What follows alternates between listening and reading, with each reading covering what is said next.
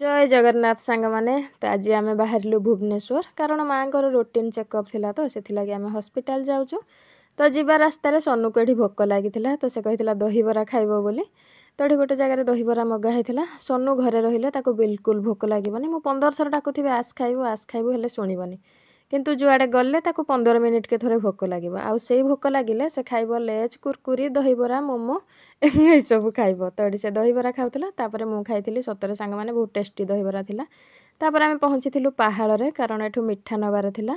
भुवनेश्वर में मौसी शाशु झील रोचे आ मौसी एवं पाखे अच्छा तो मौसी फोन कर बहुत बाध्य करते भुवनेश्वर आसिले निश्चय आसब तो से आम मिठा नहीं जाइलु घर को जीवु बोली तो आम पहुँची जाइलु भुवनेश्वर तापर हॉस्पिटल जाइलु तो देखो सांग मैंने हॉस्पिटल कैंपस भितर जगन्नाथ मंदिर बहुत सुंदर टी अच्छी तो माँ जिते बड़े हॉस्पिटल थे आम से मंदिर को जाऊ 15 मिनिट लगे से बसिकी आसू तो बहुत भल लगे तापर आम हॉस्पिटल भीतर को जाइलु तो देखो सांग मैंने ओपीडी रे आज केते भीड़ केते सारा पेसेंट अच्छा तो डॉक्टर को देखे सारी आम जाइलु कैंटीन को खाइबू बोली आपण मानक भिडटी भल लगे लाइक शेयर सब्सक्राइब करने को जमार भूलें तापर खाई सारी आम आसलु बाहर को तो देखो सांग मैंने केते जोरे वर्षा होउजी तो यू आम जीवु मौसी घर को रही सांग।